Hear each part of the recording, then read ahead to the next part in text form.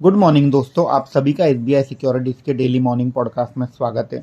कल interim budget का दिन और एक काफ़ी सारे न्यूज़ फ्लो आया और हमने जो बजट है इसको एक ब्रीफली समराइज़ करने की कोशिश की है।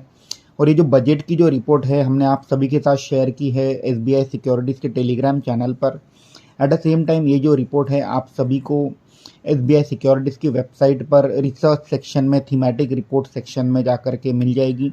और अगर आप एसबीआई सिक्योरिटीज़ के क्लाइंट हैं तो आप अपने डीलर और एडवाइज़र से कह सकते हैं कि ये जो रिपोर्ट है आप सभी को आपके व्हाट्सएप पर फॉरवर्ड कर दे।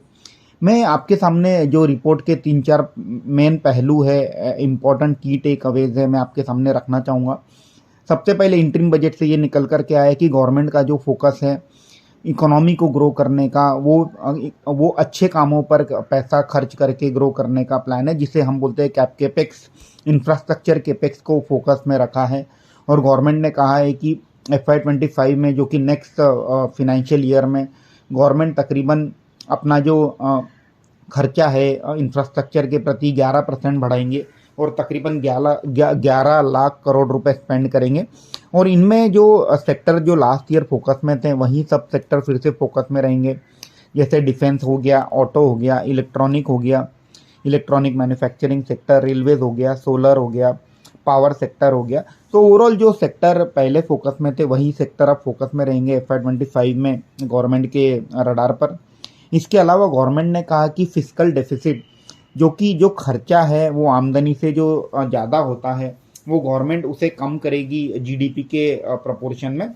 तो पहले ही अनुमान था कि नेक्स्ट ईयर फिनेंशियल ईयर 25 में जो फिस्कल डेफिसिट है वो 5.3% आएगा और उसके सामने 5.1% का आंकड़ा गवर्नमेंट ने रखा है।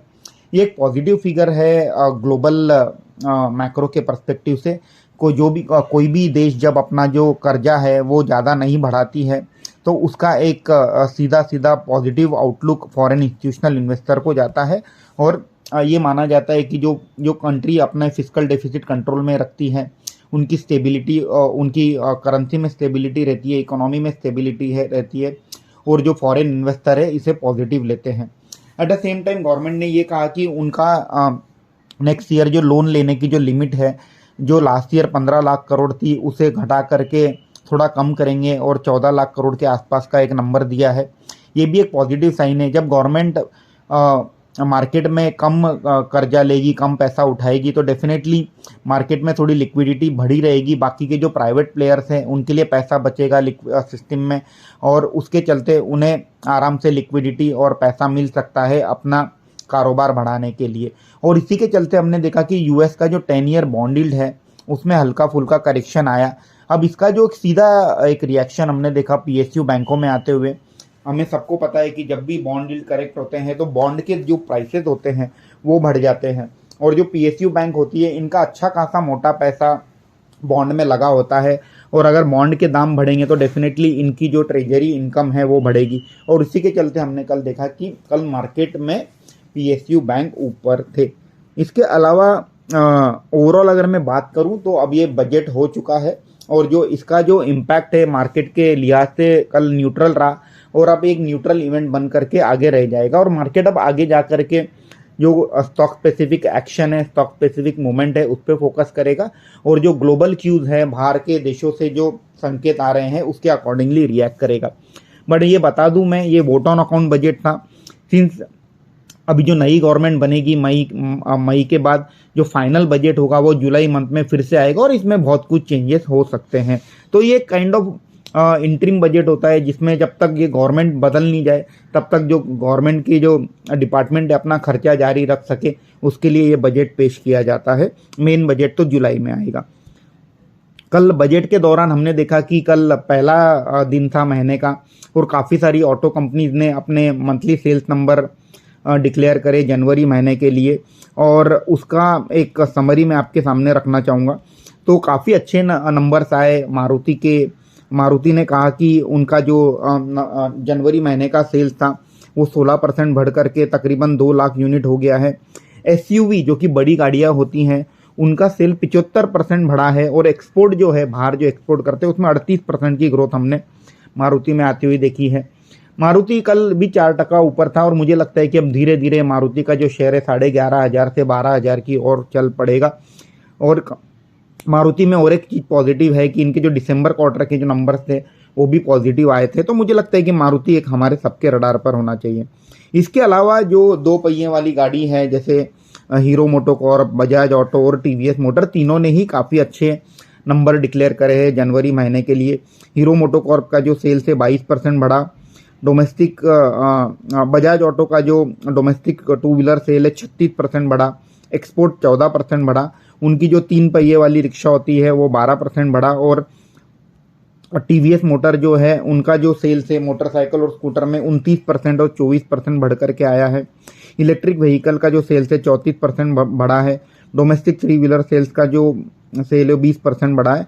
तो ओवरऑल एक पॉजिटिव सेट ऑफ नंबर आया है बजाज ऑटो, टीवीएस मोटर और हीरो मोटोकॉर्प की ओर से, और इसमें आज एक पॉजिटिव रिएक्शन आज हम आते हुए देख सकते हैं।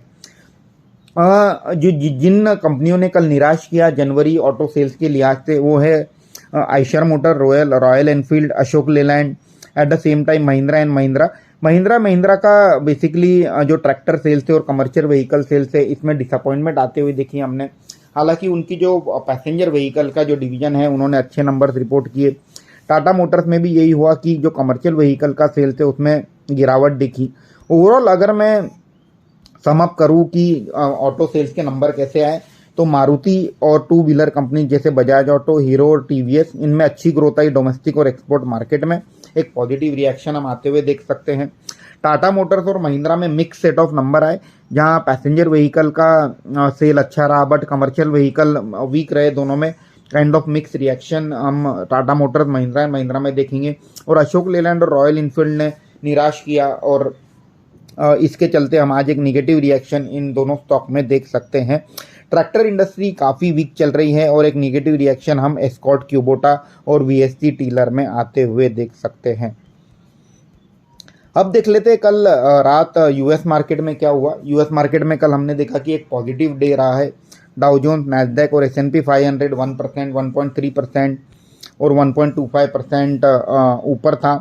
फोर्ड वॉज 3% ऊपर था कल यूएस मार्केट में।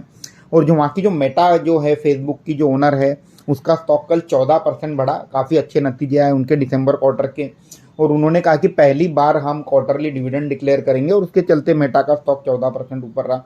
अमेजन का स्टॉक 7% ऊपर था। काफ़ी अच्छे नतीजे आए अमेजन के स्टॉक के। और एप्पल का जो स्टॉक था वो 3% नीचे था। उसका ये कारण रहा कि जो चाइना में उनको ये डर है कि जो जनवरी से मार्च का जो क्वार्टर है इसमें चाइना में जो उनकी बिकवाली है वो कम हो सकती है, और उसी के चलते एप्पल में एक निगेटिव रिएक्शन देखा हमने। अगर हम जो की ग्लोबल इंडिकेटर हम ट्रैक करते हैं उसकी बात करें तो कल यूएस में जो 10 ईयर ट्रेजरी यील्ड है फिर से नीचे लुढ़का और 3.88% आया। वन मंथ के लो पे चला गया। एक पॉजिटिव संकेत है इमर्जिंग मार्केट के लिहाज से, स्पेशली फंड फ्लो के पर्सपेक्टिव से। जब भी 10 year bond yield cool off होता है तो पैसा यूएस बॉन्ड से निकल करके रिस्कियर एसेट के और चेस करता है। क्रूड ऑयल भी कल 2% लुढ़क के $79 पर बैरल पे आ गया। एक पॉजिटिव साइन है इंडियन मार्केट के लिहाज से। और डॉलर इंडेक्स 103 के आसपास ट्रेड कर रहा है। आज रात में यूएस में जॉब रिपोर्ट आएगी, वहाँ के जॉब के रिपोर्ट आएगी, और ये मानना है कि वहाँ की जो अनएम्प्लॉयमेंट रेट है थोड़ा बहुत बढ़ेगा 3.8%। देखते हैं क्या रिएक्शन आज इवनिंग में यूएस मार्केट में आता है। कल बजट के बीच में काफ़ी सारी कंपनीज के नतीजे आए, 40 से 50 कंपनीज के नतीजे आए। जो मेन कंपनीज है मैं उनके नतीजे आपको दो बकेट में बाइफरकेट के करके बताऊंगा। Castrol, Indian hotel, Abbott, Pricol, Jupiter और टेक्समैको रेल, ये सभी कंपनीज के नतीजे बहुत अच्छे आए कल। एक पॉजिटिव रिएक्शन आज हम मार्केट में आते हुए देख सकते हैं। स्पेशली कैस्ट्रॉल और इंडियन होटल में हम एक स्ट्रॉन्ग पॉजिटिव रिएक्शन आज हम आते हुए देखेंगे। बाटा इंडिया काफ़ी ख़राब नतीजे दे रही है। कंपनी कह रही है कि सेंटीमेंट काफ़ी पुअर है, कंज्यूमर ग्राहक आ नहीं रहे हैं शूज़ और परचेस करने। एक निगेटिव रिएक्शन बाटा में आते हुए देखेंगे। सिमिलरली सोमानी सिरेमिक के भी नतीजे खराब आए, और राइट्स के नतीजे भी कोई इतने अच्छे नहीं रहे। अगर मैं फ्लैट नंबर की बात करता हूँ तो मुझे लगता है कि एक फ्लैटिश रिएक्शन आज हम मिंडा कॉर्प और टाइटन में देख सकते हैं। आज भी 40 से 50 कंपनीज के नतीजे आ जाएंगे और उनमें से मुख्य कंपनी जो है जैसे निफ्टी का जो पार्ट है वो है टाटा मोटर्स और यूपीएल, तो ये नतीजे के कारण आज स्टॉक में रिएक्शन आएगी। इसके अलावा जो बड़ी कंपनीज है जैसे bank of India, Bikaji food, century ply, Devyani international, engineers India, Goodyear India, green lamp, Jubilant Pharmova, InterGlobe aviation जो कि इंडिगो की कंपनी है, एचजी इंफ्रा, महिंद्रा लाइफस्पेस, तकरीबन 50 से ज़्यादा कंपनीज के आज नतीजे आएंगे। और ये इसकी जो पूरी सूची है हमने हमारे जो मॉर्निंग रिपोर्ट है इसमें कवर की है। आप सभी से ये रिक्वेस्ट रहेगी कि मॉर्निंग रिपोर्ट आप डेली पढ़िए। आपको बहुत कुछ ये जितना भी हम पॉडकास्ट में डिस्कस कर रहे हैं वो सब हम मॉर्निंग रिपोर्ट में कवर करते हैं। अब देख लेते हैं ऐसी कौन सी न्यूज़ है जिसके चलते स्टॉक में रिएक्शन आएगी। कल मार्केट आवर्स के बाद पेटीएम ने एक कॉन्फ्रेंस रखी थी एनालिस्ट लोगों के लिए और उसमें ये कहा कि इसका जो आरबीआई की जो दिक्कत जो बैन आया है पेटीएम पेमेंट बैंक पे, उसके चलते हुए एक बहुत बड़ा घाटा पेटीएम को उठाना पड़ सकता है और इसके चलते जो निगेटिव रिएक्शन है स्टॉक में आज फिर से आते हुए देख सकते हैं हम। मेरी आप सभी से ये गुजारिश है कि आप गिरते हुए स्टॉक को ना पकड़ने की कोशिश करें। ये जो निगेटिव रिएक्शन है अब बहुत समय तक चलेगा और पेटीएम स्टॉक में बने रहने का कोई सेंस नहीं बनता है। आपसे यही रिक्वेस्ट करूंगा कि आप आपका जो फ्रेश पैसा है, हार्ड अर्न मनी है, वो पेटीएम में ना लगाए। एक निगेटिव रिएक्शन आज हम देखेंगे। इसके अलावा एनएमडीसी ने कहा कि उनका जनवरी महीने का जो सेल्स वॉल्यूम है 4.56 मिलियन टन रहा है और ये 19% वाई बढ़ा है। एक पॉजिटिव रिएक्शन आज हम एनएमडीसी में आते हुए देख सकते हैं। इसके अलावा महानगर गैस, इन्होंने एक कंपनी का अधिग्रहण किया है, 100% स्टेक एक्वायर किया है यूनिसन एनवायरो में। ये कोई नई न्यूज़ नहीं है, पहले से ये कंपनी की बात चल रही थी। हालांकि महानगर गैस के दिसंबर क्वार्टर के नतीजे बहुत अच्छे आए थे और हमें ये stock medium to long term के लिहाज से अच्छा लगता है। बाकी अगर मैं इंस्टीट्यूशनल एक्टिविटी की बात करता हूँ तो हैंड चेंज हुआ है फंड्स के बीच में, जैसे PB Fintech, Indus tower, SML Isuzu, tourism finance corporation. तो इसमें कहीं ना कहीं फंड फ्लो हमने फंड एक्शन आते हुए देखा है। अगर मैं आज का डिस्कशन समअप करूं तो कल का जो इंटरिम बजट था इन लाइन विद एक्सपेक्टेशन था, कोई निगेटिव सरप्राइज नहीं आया, ये काफ़ी अच्छी बात है। On a positive side capex driven growth जो गवर्नमेंट ने लिया है कि हम जो अच्छी चीज़ें हैं, प्रोडक्टिव चीज़ें हैं, उसमें पैसा लगा के इकोनॉमी को सपोर्ट करेंगे, ये एक पॉजिटिव फैक्टर बजट से आते हुए दिखता है। बट मार्केट के लिहाज से मुझे लगता है कि एक न्यूट्रल इवेंट है। इसका ये कारण है कि जब गवर्नमेंट एक मेजॉरिटी केपेक्स स्पेंड करेगी और अब गवर्नमेंट जब इलेक्शन मोड में जाएगी तो हम सिर्फ फरवरी का महीना है जहां हम ऑर्डर फ्लो अलग अलग कंपनीज के लिए आते हुए देख सकते हैं, जैसे रोड्स हो गया या कोई भी ऑर्डर ड्रिवन बिजनेसेस हैं। और उसके बाद मे बी मार्च, अप्रैल, मई, जून 4 महीने के लिए कोई ऑर्डर नहीं आएगी क्योंकि गवर्नमेंट इलेक्शन मोड में चली जाएगी, आचार संहिता लग जाती है और उसके चलते ऑर्डर देना मुश्किल हो जाता है। तो सिर्फ फेब का जो महीना है वहाँ थोड़े बहुत ऑर्डर फ्लो आते दिखेंगे हम, और फिर 3-4 महीने के लिए थोड़ा लैग हो जाएगा। और उसके बाद जो बचा हुआ बजट है गवर्नमेंट का 11 लाख करोड़ का, वो गवर्नमेंट को 9 महीने में वो स्पेंड करना है। तो एक kind of distorted order inflow हम देख सकते हैं। इसके अलावा कल ऑटो सेल्स के नंबर आए, मैंने आपके सबके सामने रख दिया। मुझे लगता है कि आज पॉजिटिव रिएक्शन आएगा मारुति, हीरो, टीवीएस, बजाज में, और एक निगेटिव रिएक्शन अशोक लेलैंड में आते हुए हम देख सकते हैं। ओवरऑल हमें ऑटो और auto ancillary industry medium to long term के लिहाज से काफ़ी अच्छी लगती है। इसके अलावा कल यूएस के संकेत पॉजिटिव रहे। आज गिफ्ट निफ्टी इंडिकेट कर रहा है कि हम गैप अप ओपन होंगे 150 से 200 पॉइंट, तो पॉजिटिव ओपनिंग आज हम देख सकते हैं मार्केट में, और स्टॉक स्पेसिफिक एक्शन मार्केट में आते हुए देख सकते हैं। अब मार्केट में एक ओवरऑल सेंटिमेंट तो पॉजिटिव है, बट एक चीज़ पे हमें सबका ध्यान होना चाहिए, वो है जियोपॉलिटिकल टेंशन। अगर यूएस वीकेंड पे कहीं ईरान, इराक और सीरिया ये सब देशों पे अगर हमला बोल देता है तो एक निगेटिव रिएक्शन हम अगले हफ्ते मार्केट में आते हुए देख सकते हैं।